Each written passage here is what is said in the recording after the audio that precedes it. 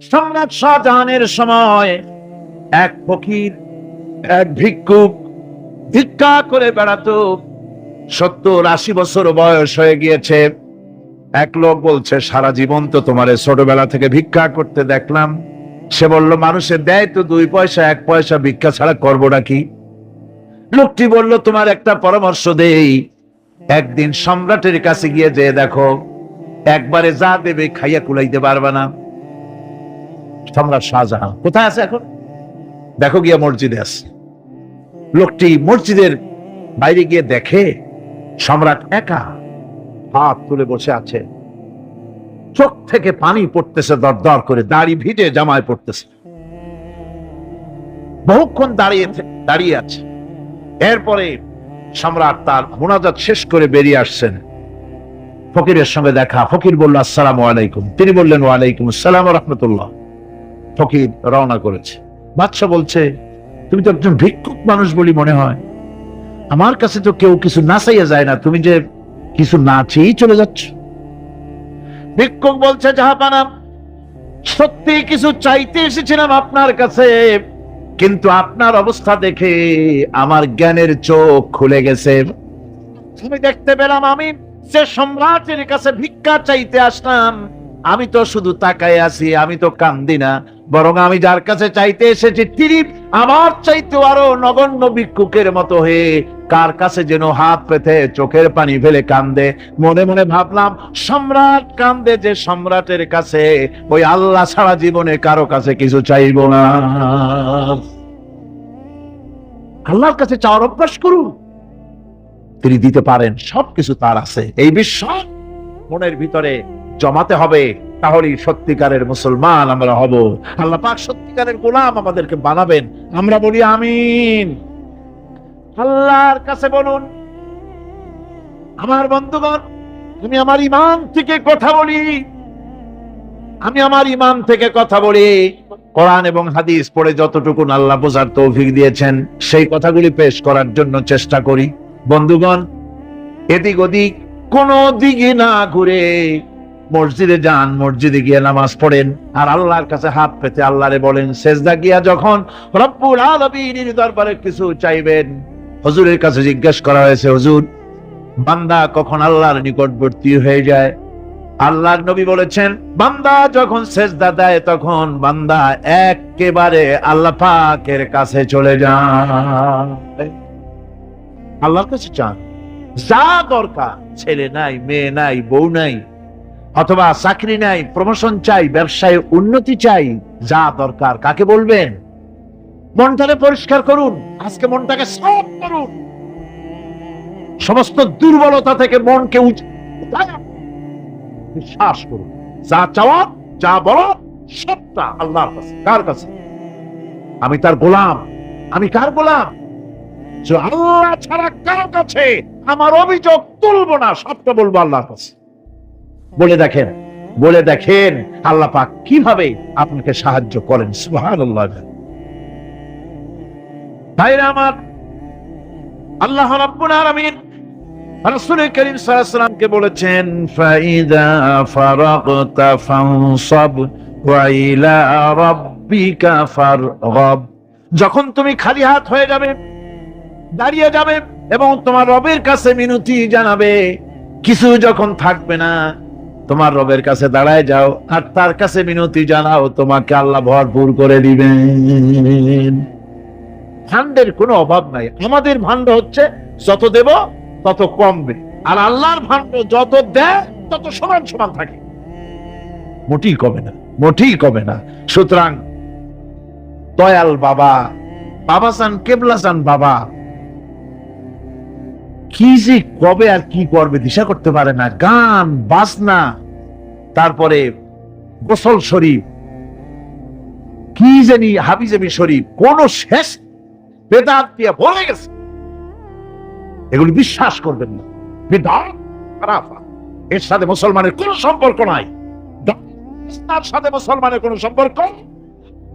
হাতে কতগুলো ঢোল নিয়ে তারপরে মাজারের কাছে গিয়ে ঢোল বাজায়, কবরের কাছে মাথায় কতগুলো চুল, দাঁতে ময়লা, মোষগুলা, ঠোঁট দুইটা ঢাইকিয়া দাড়ির কাছে এসে পড়ছে। হায় হায় রে, এই রকমের মোষ আমি মাঝে মধ্যে চিন্তা করি যে দই খায় কেমনে এরা, গাঁজা মদ খাইয়া এগুলো মাজার মধ্যে গিয়ে পড়ে থাকে, আর কি জানি আছে ওইটারে ঘষে আর বলে মদিনা যাব কেমনে, মদিনা যাব কেমন। তুই মদিনা যাবি কেমনে? মদ খেয়ে গাঁজা খেয়ে তুই যাবি মদিনা? একটা কথা হইলো? তোর নাপাক কদম আল্লাহ পাকের আয়ত্তে মুকদ্দাসে উঠতে পারে না। বদকার, জেনাকার, শারাবি, কাবাবি আল্লাহ পাকের নাফরমান। কতগুলা শালু কাপড় গায়ে দিয়া, মাথায় কতগুলা চুল রাখিয়া, তারপরে গ্রামের নামে শরীফ। আশ্চর্য কথা, এই গ্রামের নাম শরীফ, ওই গ্রামের নামের মাথায় গিয়া শরীফ। শরীফ তো মক্কা শরীফ, মদিনা শরীফ, কোরআন শরীফ, হাদিস শরীফ। আর শরীফের দরকার নাই। শরীফের আছে গ্রামে গ্রামে শরীফ লাগাইয়া, কর্ণফুলী শরীফ, চন্দ্রকোনা শরীফ। আশ্চর্য কথা, শরীফ শব্দটা উচিত, ঠিক কিনা কন? আপনাদেরকে সতর্ক হতে হবে। আনুগত্য এবং গোলামি সকল ব্যাপারে আল্লাহ পাকের করতে হবে। চাইতে হবে কার কাছে? আল্লাহর কাছে। বুখারী শরীফের আরেকটি হাদিস শুনাই। একটা লোক 99টা খুন করছে। কয়টা? 99টি খুন করে একজন রাহেবের কাছে গেছেন, যে বলছেন ভাই আমি তো একটা বেকায়দার কাম করছি। বলে কি? কয় 99টা মানুষ খুন করছি, আমার কি গুনাহ মাফ হওয়ার কোনো পথ আছে? লোকটি বলছে কি সর্বনাশ, 99টা খুন করছো, তোমার আর কোনো উপায় নেই। লোকটি বলছে উপায় যখন নাই, তোরেও আর আস্ত রাখবো না, ওরেও শেষ করছে। আমি কি গল্প শুনাইতেছি? না, হাদিস বুখারী শরীফ এসেছে। ওই লোকটি তো হত্যা করেছে। তাহলে কয়টা হলো এখন? একেবারেই পুড়ে ফেলাইছে কাম। এবার হাঁটতেছে হতাশ হয়ে, কি করলাম, 100টা খুন করে ফেলাইছি, আমার কি আর উপায় আছে? হাঁটতেছে হাঁটতেছে একজনের কাছে জিজ্ঞেস করলো, ভাই আমি তো আকাম করছি, আমি এখন তওবা করতে চাই, আমাকে কি একটা খোঁজ দিতে পারো? ভালো আলেম, বড় আলেম কোথায় আছে, আমি তার কাছে গিয়ে তওবা করতাম। লোকটি বললেন, ওই যে দেখা যায় দূরে, ওইখানে ওই গ্রামে একজন আলেম আছেন, একজন হক্কানি আলেম আছে, তার কাছে যাও। লোকটি রওনা করলেন। প্রতিমধ্যে আল্লাহ পাকের অর্ডার হয়ে গেল লোকটার জান কবজের জন্য। এখন লোকটার মৃত্যু হবে। 2 ধরনের ফেরেশতা এসে হাজির। গজবের ফেরেশতারা কয় যে 100টি খুন করছে, ওর জান আমরা কবজ করব। রহমতের ফেরেশতারা বলছে এই লোকটা তওবার জন্য পেরেশান হয়ে দৌড়াচ্ছে, ওর জান আমরা কবজ করব। 2 দলে ঝগড়া বেঁধে গেল। আল্লাহর নবী বলেন, ফেরেশতারা যখন ফয়সালা চাইলেন, আল্লাহ রাব্বুল আলামিন ফয়সালা দিয়ে দিলেন। জমিন মাপব, যে দিক থেকে এসেছে সেই দিক বেশি না, জালেমের কাছে তওবা করতে যাচ্ছে সেই দিকে বেশি। কোনটা বেশি? যেটা বেশি হবে তার উপরে ফয়সালা হবে। যদি পেছনে জায়গা বেশি থাকে, সামনে জায়গা যদি কম হয়, তাহলে রহমতের ফেরেশতারা জান কবজ করবে। আর যদি সামনে জায়গা বেশি হয়, পিছনে যদি কম হয়, তাহলে গজবের ফেরেশতারা করবে। মাপা হলো, ফেরেশতারা জমিন মাপলেন, জমিন মেপে দেখতে পেলেন ওই আলেমের বাড়ি, যার বাড়ি তওবা করতে যেতে ছিল, তার বাড়ির দিকে 1 বিঘা জায়গা মধ্যভাগ থেকে 1 বিঘাতের মতো কি 1 হাতের মতো বেশি এসে গেছে। আল্লাহ রাব্বুল আলামিন মাপার পরে অর্ডার করে দিলেন, 1 বিঘা বা বেশি জায়গা যখন এসে গেছে তওবা করার জন্য, আমি তার গুনাহ মাফ করে দিয়েছি, রহমতের ফেরেশতা তার জান কবজ করবে। আমার বন্ধুগণ, আল্লাহ রাহমান রহিম। মানুষের জন্য গুনাহ করা স্বাভাবিক। যত গুনাহ আমরা করেছি জীবনে, আল্লাহর কাছে মাফ চাইতেছি, আল্লাহ দয়া করে আমাদেরকে মাফ করে দাও। জোরে কোন আমিন, আরো জোরে বলেন আমিন। এই আশা আল্লাহ রাব্বুল আলামিনের কাছে থাকতে হবে। আল্লাহ পাক দূরে না। আল্লাহ কি অনেক দূরে? না। وَإِذَا سَأَلَكَ عِبَادِي عَنِّي فَإِنِّي قَرِيبٌ। আল্লাহ রাব্বুল আলামিন বলেন, ও আমার হাবিব, আমার ব্যাপারে যখন বান্দারা প্রশ্ন করে, আমি বান্দার একেবারেই নিকটবর্তী। জোরে কোন সুবহানাল্লাহ। আমি বান্দার একবারেই নিকটবর্তী। কত নিকটে? আল্লাহ রাব্বুল আলামিন কোরআনে বলেছেন কত নিকটে, শোনো।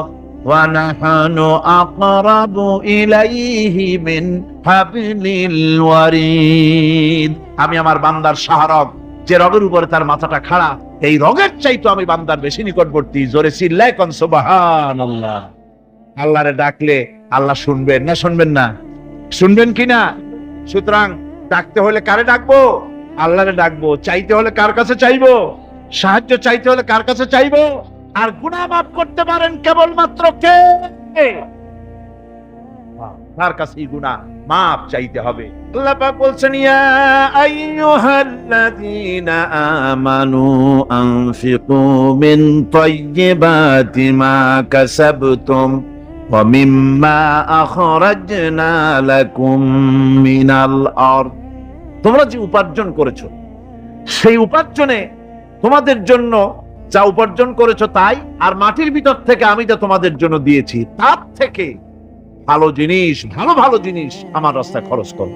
এটা কার অর্ডার? আল্লাহর অর্ডার। আর খরচ করার জন্য ওয়ালা তায়াম্মামুল খাবিসা মিনহু তুনফিকুন, খরচ করার জন্য বাইসা বাইসা খারাপ জিনিসগুলি খুঁজে বেড়াইও না, ভালো জিনিসগুলি আমার রাস্তায় খরচ করো। আর যতদূর সম্ভব গোপনে দিও, যতদূর সম্ভব দান গোপনে করি। মানুষকে শুনায়ও না অমুক জায়গায় দিলাম, বা মানুষকে দেখায় দিও না। কোন কোন শহর আছে কোরবানির সময় বিরাট গরু কেনা, সেই গরুর গলায় মালা দিয়া তারপরে শহরে রাস্তায় রাস্তায় ঘুরানো হয়, অমুক মিয়া সাহেব এই গরুটা কোরবানি করবে। এরকম চিটাগং-এ হয় না, অন্য অন্য জেলায় হয়। জি, এখানেই বেশি হয়। তাই? আশ্চর্য কথা। তাহলে তো উচিত, এরকম যদি উদ্দেশ্য হয় তাহলে বড় মিয়া গরুর সাথে একসাথেই হাঁটা উচিত। লোকেরা বুঝুক কোন বড় মিয়া আর কোন বড় গরু। আপনি এটা করলেন কি জন্যে? এই কাজটা তো নিন্দনীয় কাজ। আর প্রতিযোগিতামূলক কোরবানি করা, প্রতিযোগিতামূলক ৩৫,০০০ টাকার গরু কোরবানি করা হলো, মানে নাই। মানুষকে শুনাইয়া, মানুষকে দেখাইয়া যদি করা হয় কোনো ফল পাওয়া যাবে না। আমার বন্ধুগণ, আল্লাহ রাব্বুল আলামিন বলছেন, মানুষকে দেখাবার জন্য দান সদকা করো না। ইন তুবদুস সাদাকাতি ফানি'ম্মা হিয়া ওয়া ইন তুখফুহা ওয়া তু'তুহাল ফুকারা ফাহুয়া খায়রুল লাকুম ওয়া ইউকাফফিরু আনকুম মিন সাইয়্যাতিকুম। প্রকাশ্যভাবে খরচ করলে তা ভালো। আল্লাহ পাক বলছেন প্রকাশ্যভাবে খরচ করলে তা ভালো, কিন্তু গোপনে দান করা সবথেকে উত্তম।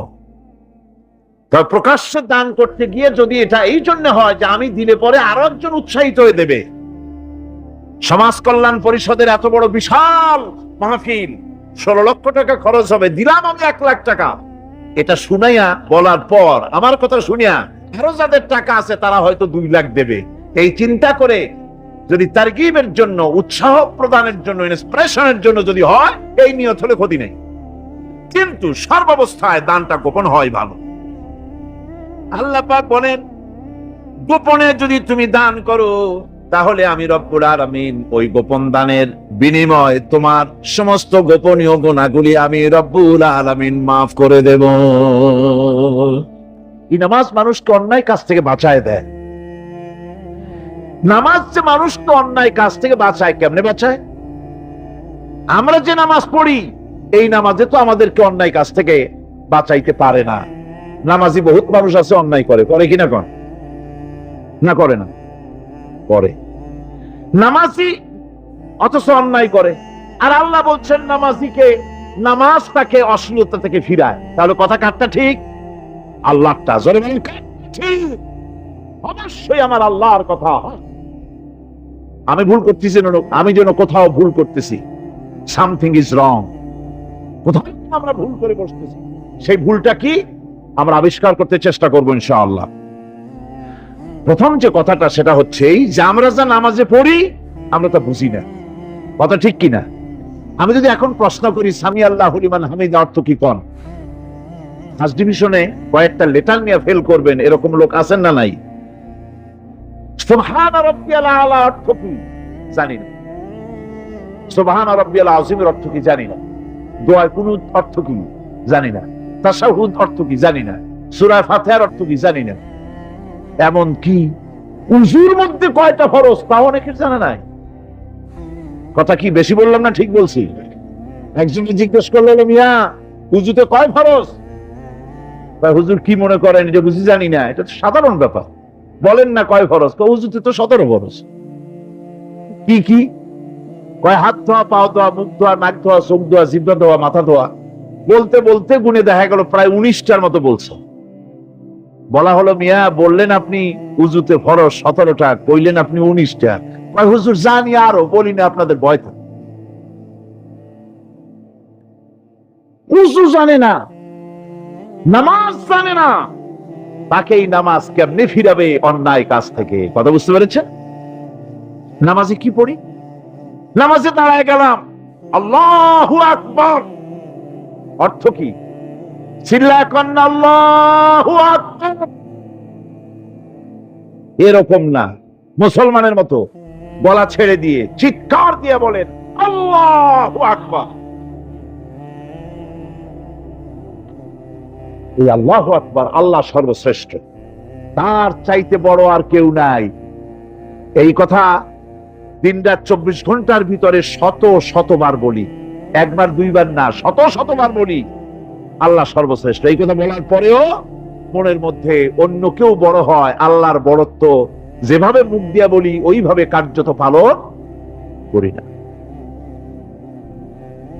নামাজে আল্লাহু আকবার বললাম, এরপরে সানা পড়লাম, তারপরে সূরায়ে ফাতিহা পড়লাম। সূরায়ে ফাতিহার ভেতরে যে সমস্ত কথাগুলি বললাম সেই কথাগুলি বুঝি না, কি বলেছি তাও জানি না।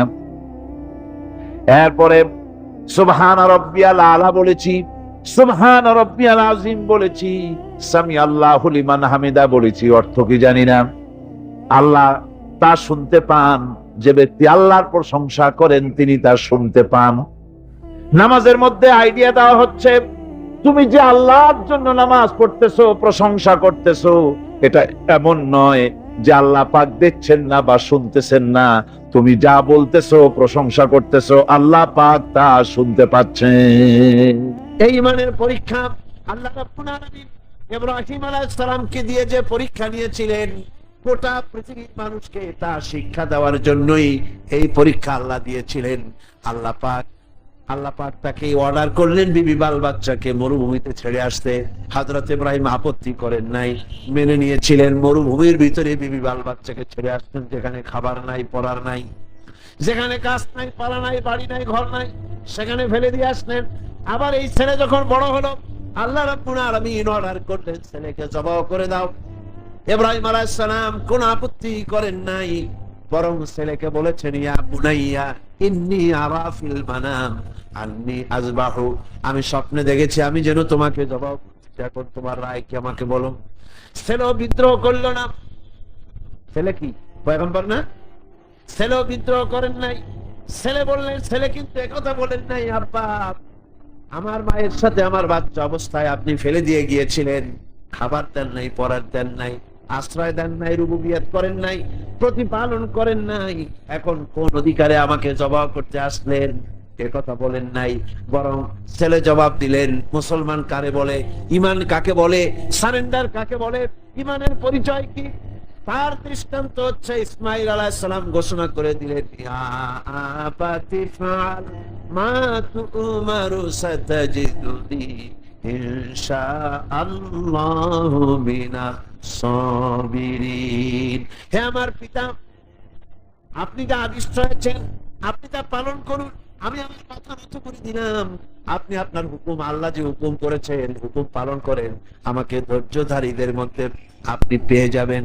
ভাইরা আমার, আল্লাহ রাব্বুল আলামিন বলেন, ফালাম্মা আসলামা ওয়া তাল্লাহু লিল জাবিন, দুইজন আত্মসমর্পিত হয়ে গেল। বাবার হাতে সুই, ছেলেকে কাজ করেছে, জবাই করবে।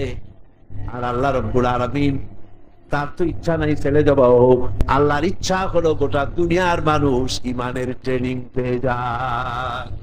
গোটা পৃথিবীর মানুষ মুমিন কারে বলে, সারেন্ডার কারে বলে, মুসলমান কারে বলে, তার দৃষ্টান্ত শিখুক। দৃষ্টান্ত সেট হয়ে গেল।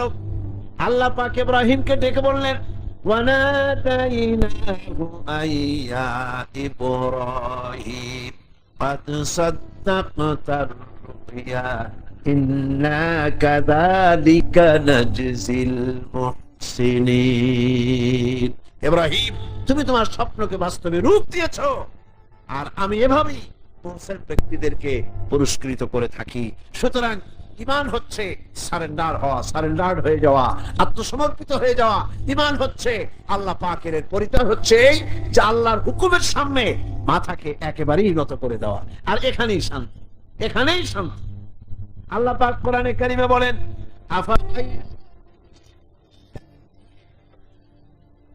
وله أسلم من في السماوات والأرض طوعا وكرها। তোমরা কি আমার দেওয়া জীবন ব্যবস্থা ছেড়ে দিয়ে মানুষের তৈরি করা কোনো মতবাদ গ্রহণ করতে চাও? ওয়ালাহু মান ফিস সামাওয়াতি ওয়াল আরদ, অথচ আকাশে যা আছে জমিনে যা আছে সব আনুগত্যের মস্তক আমার সামনে অবনত করে দিয়েছে। সুবহানাল্লাহ, জোরে বল সুবহানাল্লাহ। আর আনুগত্যের মস্তক সংঘর্ষ নাই, মারামারি নাই। অত বড় চাঁদ, অত বড় বিরাট সূর্য, গ্রহ, নক্ষত্র, সৌররাজি, নবমণ্ডল, ভূমণ্ডল, কোন মারামারি নেই। আছে মারামারি?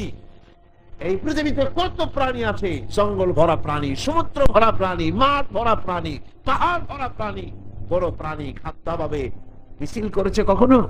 বাংলাদেশ সরকারের কাছে দাবি করেছে যে আমাদের সন্তান জন্মের মতো হচ্ছে, আমাদের খাদ্য খুব কমে গেছে, কিছু পরিবার পরিকল্পনার যন্ত্রপাতি আমাদের জঙ্গলে পাঠায় দাও। বলেছে কেউ? কেউ বলে নাই।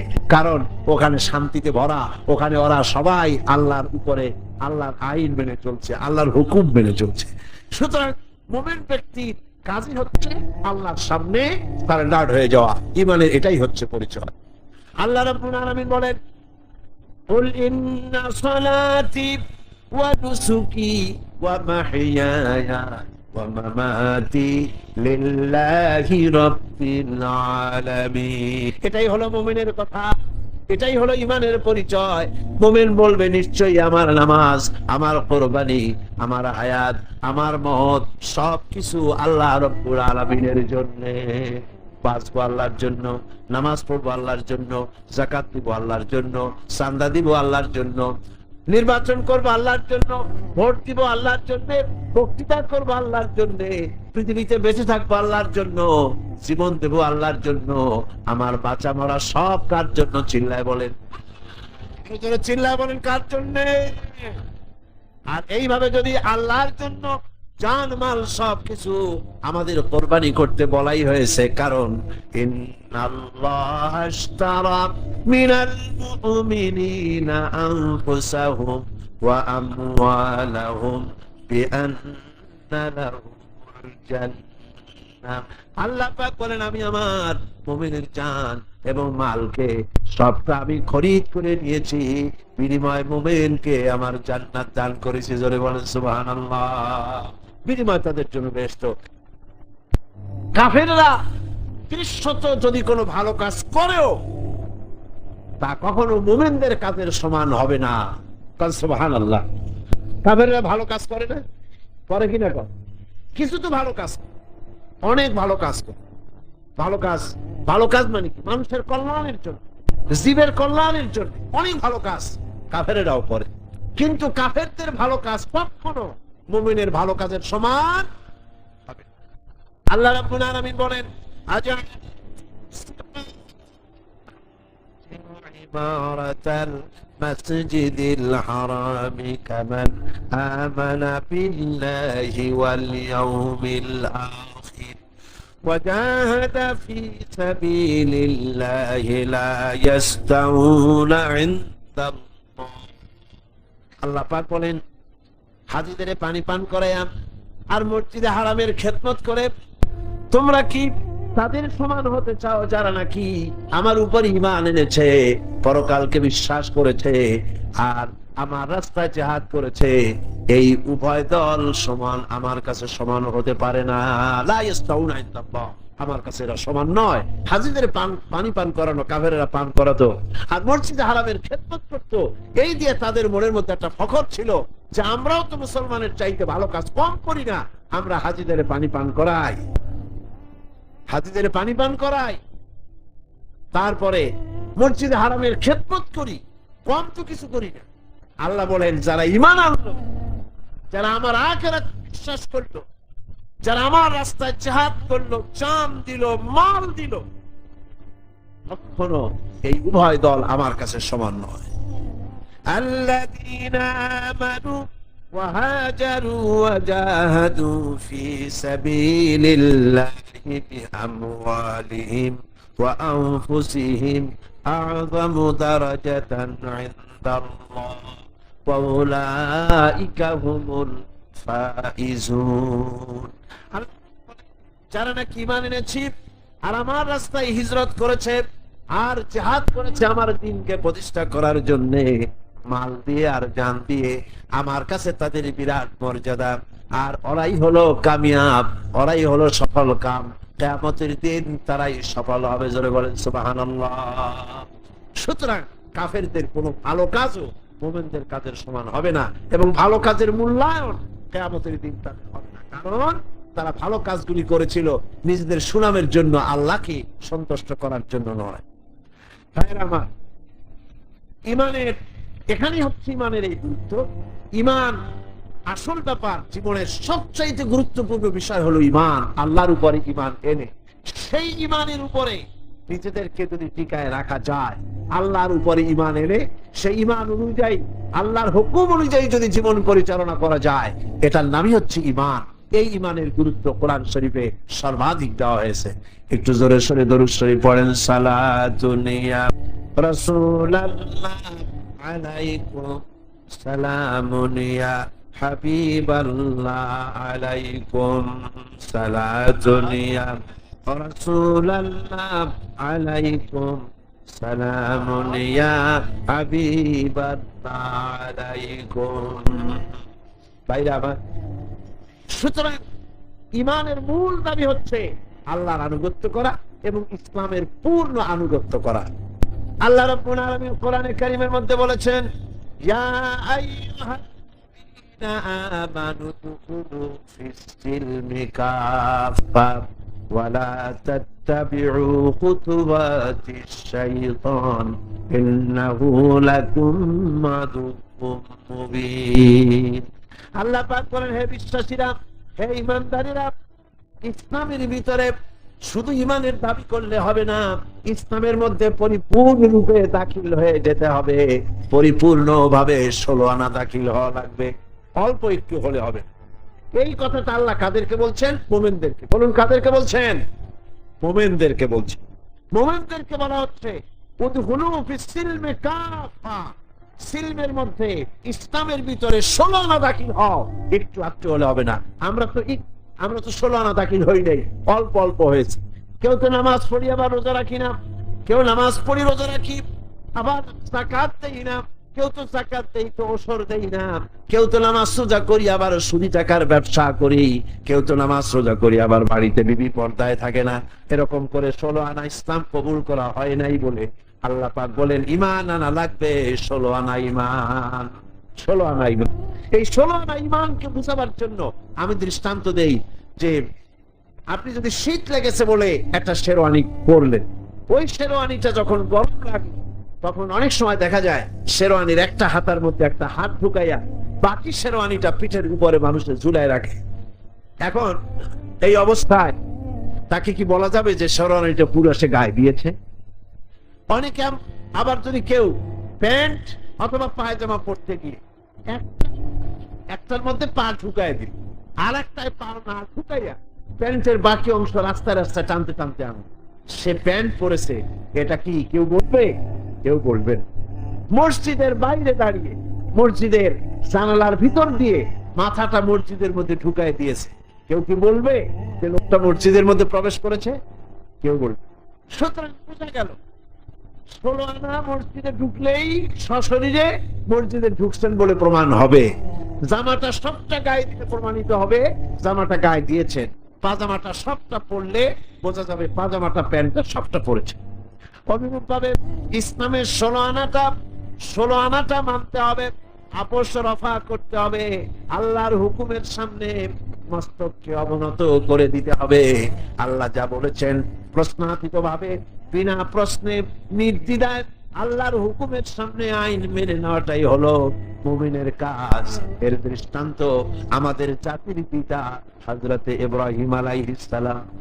হযরত ইব্রাহিম আলাইহিস সালামকে আল্লাহ রাব্বুল আলামিন বলেছেন ইয ক্বালা আসলিম ক্বালা আসলামতু লিরাব্বিল আলামিন। আল্লাহ পাক তার খলিল ইব্রাহিমকে বললেন আনুগত্য করো, আনুগত্যের মস্তক অবনত করে দাও, সারেন্ডার করো। ইব্রাহিম আলাইহিস সালাম কোনো প্রশ্ন তোলেন নাই কোন ব্যাপারে সারেন্ডার করব। আল্লাহ যখনই বলেছেন মাথা নত করো, সারেন্ডার করো, আত্মসমর্পণ করো, কোন রকমের প্রশ্ন ছাড়াই আমাদের জাতির পিতা হযরত ইব্রাহিম আলাইহিস সালাম ঘোষণা করে দিলেন আসলামতু লিরাব্বিল আলামিন। আপনারাও পড়েন আসলামতু লিরাব্বিল আলামিন। সারেন্ডার হয়ে গেলাম, আত্মসমর্পিত হয়ে গেলাম আকাশ এবং জমিনের মালিকের সামনে। এটাই হলো ঈমানের দাবি। এটা কিসের দাবি? ঈমানের দাবি। আল্লাহ যা বলেন সেটার সামনে মাথা নত করে দেওয়া, এটাই হলো ঈমানের পরিচয়। আজকে ঈমানের পরিচয়ের উপরই আমি কথা বলতেছিলাম। আজকে মূল ব্যাপারটা হলো এই যে নাস্তিক এবং মুরতাদ সবচাইতে পৃথিবীর কপাল পোড়া। এরা সব বিশ্বাস করে কিন্তু আল্লাহর বিশ্বাস করে না। কর নাউযুবিল্লাহ। আমি বুঝি না যেদের মাথায় কি ঘিলু আছে কি নাই। একটা মাইক দেখলে, এই যে বিরাট মাইকগুলি আমার সামনে, অনেকগুলি মাইক আমার সামনে আছে, দেখলে কি মনে হয়? যেটা এমনি এমনি হয়েছে, বলেন আপনারা কি মনে হবে? এমনি এমনি হয়েছে? এই বিশাল প্যান্ডেল দেখলে কি মনে হয়? যে কয়েকজন আলেম এখানে বসে কি একটা দোয়া দুরূদ পড়ে ফু দিছে আর অমনি প্যান্ডেলটা হয়ে গেছে। এই যে আলোয় ঝলমলে বিশাল মাহফিল, কি মনে হয় যে কেউ ফু দিল আর অমনি হয়ে গেল? এই ছোট্ট ঘড়িটা দেখলে কি মনে হয়? এমনি এমনি হয়েছে? ছোট্ট একটি ঘড়ি দেখলে মনে হয় কেউ বানিয়েছে, টেবিল দেখলে মনে হয় কেউ বানিয়েছে, মাইক দেখলে মনে হয় কেউ বানিয়েছে, এতটুকু একটা প্যান্ডেল দেখলে মনে হয় কেউ বানিয়েছে। কিন্তু দুর্ভাগ্যের বিষয় তথাকথিত বুদ্ধিজীবী আর এই নাস্তিক মুরতাদ গুলি এমনই কপাল পোড়া, ওই বিশাল আকাশ দেখার পরে মনের ভিতরে তারা এটা বোঝে না এর পেছনে একজন স্রষ্টা আছে যার নাম আল্লাহ রাব্বুল আলামিন। তারা বলে আকাশের স্রষ্টা নাই, জমিনের স্রষ্টা নাই, মানুষের স্রষ্টা নাই, সব নাকি এমনি এমনি হয়েছে। যেরকম নাউযুবিল্লাহ। এই চিন্তার সংকীর্ণতা, এই জন্য কাফেরদের অনুযায়ী তাদের জীবনের সমস্ত আমালগুলি বরবাদ হয়ে যাবে।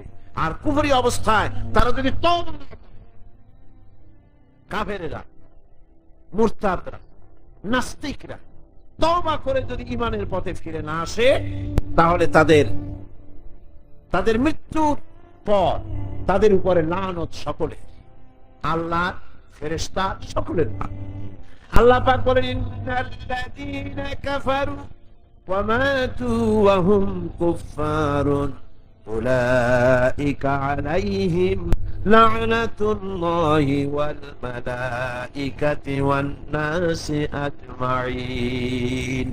যারা নাকি কাফের, আমাকে অস্বীকার করেছি, আমার আইনকে অস্বীকার করেছে, আমার সঙ্গে বিদ্রোহিতা পোষণ করেছে, আর এই অবস্থায় যদি তার মৃত্যু হয়ে যায় কবরী হালতে, তাহলে আল্লাহ, ফেরেশতা এবং সমস্ত সৃষ্টিকুলের লানাত তার উপরে। জোরে নাউযুবিল্লাহ।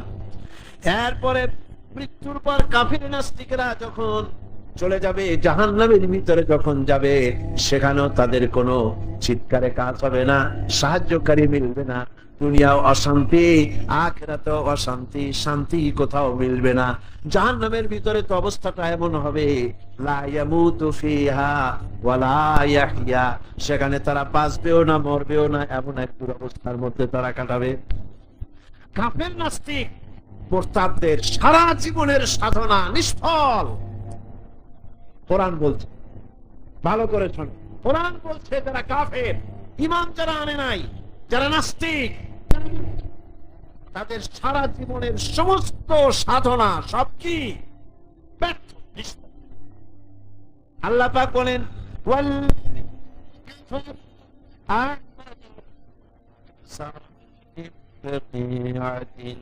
يحسبه الظمآن ماء لم يجده شيئا আল্লাহ পাক বলেন কাফেরদের আমল হলো এরকম, যারা নাকি আমাকে অস্বীকার করেছে তাদের আমল, তাদের কাজগুলি অবস্থা এমন যেমন মরুভূমির ভিতরে মরুচারীরা পথ চলতে গিয়ে দূরে দেখতে পায় পানি আছে, পানি মনে করে তার কাছে যায়। যখন কাছে চলে গেল, যারে পানি মনে করেছিল, হাত্তা ইযা জাআহু লাম ইয়াজিদহু শাইয়া, যাকে পানি মনে করেছিল কাছে গিয়ে দেখলো কিছুই পেল না, পানি নাই। আছে না এরকম? মরীচিকা বলছেন এই যে চৈত্র মাস, পোষেক মাসের যখন প্রচন্ড রোদ হয়, তখন পিচ ঢালা রাস্তার উপরে দেখবেন দূরের থেকে মনে হবে যেন পানি চিকচিক করছে। আসলে কি পানি না, মরুভূমির উপরে পথ চলতে গিয়ে এরকম দেখা যায় বিরাট জলাশয়, মনে হবে অনেক পানি আছে ওখানে। যখন কাছে যায়, কাছে গিয়ে প্রাণান্ত হয় ওখানে গিয়ে পানিটা পান করার জন্য, আল্লাহ বলেন কাছে যখন যায় হাত্তা ইযা জাআহু লাম ইয়াজিদু শাইয়া, কাছে গিয়ে তখন কিছুই পায় না। এইভাবে মরীচিকার ভেতর মরীচিকা দেখে মরুচারীরা যেমন পানির জন্য ছুটে যায়, পানি পায় না, প্রাণান্ত হয়ে যায়। কাফির, বেঈমান, নাস্তিক, মুরতাদরা তাদের সমস্ত জীবনের আমলগুলি এভাবে নিষ্ফল, কোনো দাম নাই, কোনো মূল্য নাই। তারা নিজেদের তৈরি করা মতবাদকে শান্তি আছে বলে মনে করে, শেষ পর্যন্ত দেখে কিছুই নাই। যেমন কমিউনিজম ৭২ বছর ধরে পৃথিবীকে কিছুই দিতে পারে নাই, জ্বালা দিয়েছে, যন্ত্রণা দিয়েছে, কষ্ট দিয়েছে, হতাশা দিয়েছে, ক্ষুধা দিয়েছে, দারিদ্র দিয়েছে, নির্যাতন করেছে, নিষ্পেষণ করেছে, মানুষের জন্য ভালো কিছুই করতে পারে নাই। বলেন পেরেছে নাকি? কি বলেন পেরেছে? সুতরাং এভাবে করি ওরা মনে করে ভালো, আসলে তো ভালো না। আসল ভালো তো আল্লাহ রাব্বুল আলামিন যেটা বান্দার জন্য করেন, এর থেকে ভালো আর কিছু হতে পারে না। কি বলেন? পারে না। সুতরাং আজকে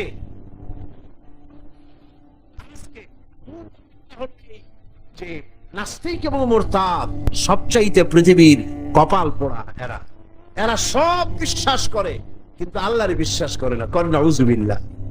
আমি বুঝি না যেদের মাথায় কি ঘিলু আছে কি নাই। একটা মাইক দেখলে, এই যে বিরাট মাইকগুলি আমার সামনে, অনেকগুলি মাইক আমার সামনে আছে, দেখলে কি মনে হয়? যেটা এমনি এমনি হয়েছে, বলেন আপনারা কি মনে হবে? এমনি এমনি হয়েছে? এই বিশাল প্যান্ডেল দেখলে কি মনে হয়? যে কয়েকজন আলেম এখানে বসে কি একটা দোয়া দুরূদ পড়ে ফু দিছে আর অমনি প্যান্ডেলটা হয়ে গেছে। এই যে আলোয় ঝলমলে বিশাল মাহফিল, কি মনে হয় যে কেউ ফু দিল আর অমনি হয়ে গেল? এই ছোট্ট ঘড়িটা দেখলে কি মনে হয়? এমনি এমনি হয়েছে? ছোট্ট একটি ঘড়ি দেখলে মনে হয় কেউ বানিয়েছে, টেবিল দেখলে মনে হয় কেউ বানিয়েছে, মাইক দেখলে মনে হয় কেউ বানিয়েছে, এতটুকু একটা প্যান্ডেল দেখলে মনে হয় কেউ বানিয়েছে। কিন্তু দুর্ভাগ্যের বিষয়, তথাকথিত বুদ্ধিজীবী আর এই নাস্তিক মুরতাদগুলি এমনই কপাল পোড়া, ওই বিশাল আকাশ দেখার পরে মনের ভিতরে তারা এটা বোঝে না এর পেছনে একজন স্রষ্টা আছে যার নাম আল্লাহ রাব্বুল আলামিন। তারা বলে আকাশের স্রষ্টা নাই, জমিনের স্রষ্টা নাই, মানুষের স্রষ্টা নাই, সব নাকি এমনি এমনি হয়েছে। জোরে কর নাউযুবিল্লাহ। এই চিন্তার সংকীর্ণতা, এই জন্য কাফেরদের অনুযায়ী তাদের জীবনের সমস্ত আমালগুলি বরবাদ হয়ে যাবে। আর কুফরি অবস্থায় তারা যদি তওবা না করে, কাফেরেরা, মুরতাদরা, নাস্তিকরা তওবা করে যদি ঈমানের পথে ফিরে না আসে, তাহলে তাদের মৃত্যুর পর তাদের উপরে লানত সকলে, আল্লাহ, ফেরেশতা সকলের নাম। আল্লাহ পাক বলেন ইন্নাল্লাযীনা কাফারু ওয়া মাতু ওয়া হুম কুফফারুন উলাইকা আলাইহিম লা'নাতুল্লাহি ওয়াল মালাইকাতি ওয়ান নাসি আজমাইন।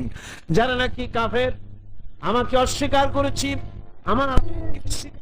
আমার সঙ্গে বিদ্রোহী, বিদ্রোহিতা পোষণ করেছে, আর এই অবস্থায় যদি তার মৃত্যু হয়ে যায় কুফরি হালতে, তাহলে আল্লাহ, ফেরেশতা এবং সমস্ত সৃষ্টিকুলের লানাত তার উপরে, জোরে কর নাউযুবিল্লাহ।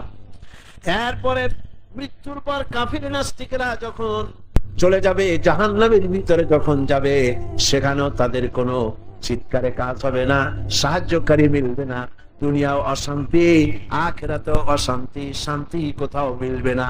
জাহান্নামের ভিতরে তো অবস্থাটা এমন হবে, লা ইয়ামুতু ফিহা ওয়ালা ইয়াহইয়া, সেখানে তারা বাঁচবেও না মরবেও না, এমন এক দুরবস্থার মধ্যে তারা কাটাবে।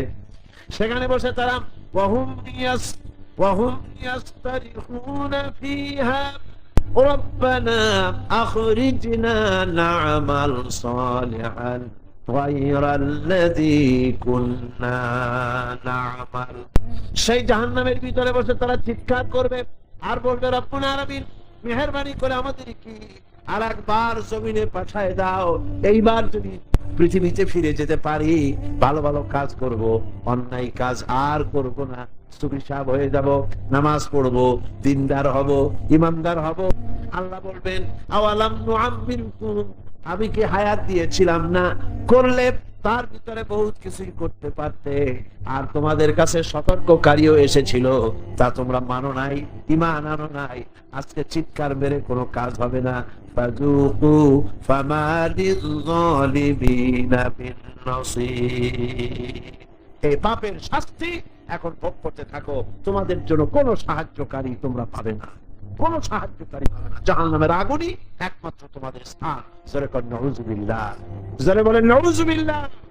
সুতরাং ইমানের, আজকে আমি ইমানের পরিচয় বললাম, কালকে ইমানের বাকি অধ্যায় আপনাদের সামনে আলোচনা করব ইনশাআল্লাহ। মুনাজাতের জন্য দাঁড়ানো ভাইরা বসে, যত লোক দাঁড়িয়ে আছেন সব বসে, সবাই বসে, বসে। দাঁড়ানো যত মুসলমান আছেন সব মুসলমান বসে পড়ুন, কেউ দাঁড়িয়ে থাকবেন।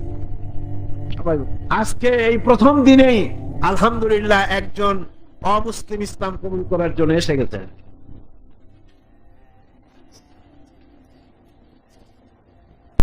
জি জি, ও বয়স কত? বয়স কত? চলো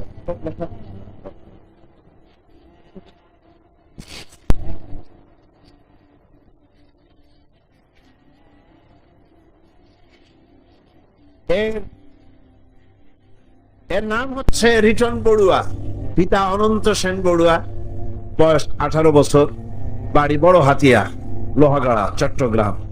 বর্তমান নাম পছন্দ করেছে মোহাম্মদ আব্দুর রহমান আজাদ। মাশাআল্লাহ, আলহামদুলিল্লাহ বলেন। এসো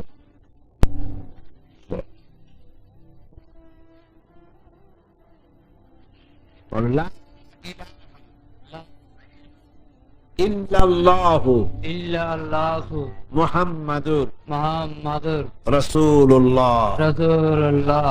আল্লাহ ছাড়া কোনো ইলাহ নাই, মাবুদ নাই, উপাস্য নাই। মুহাম্মদ সাল্লাল্লাহু আলাইহি ওয়াসাল্লাম আল্লাহর প্রেরিত রাসূল।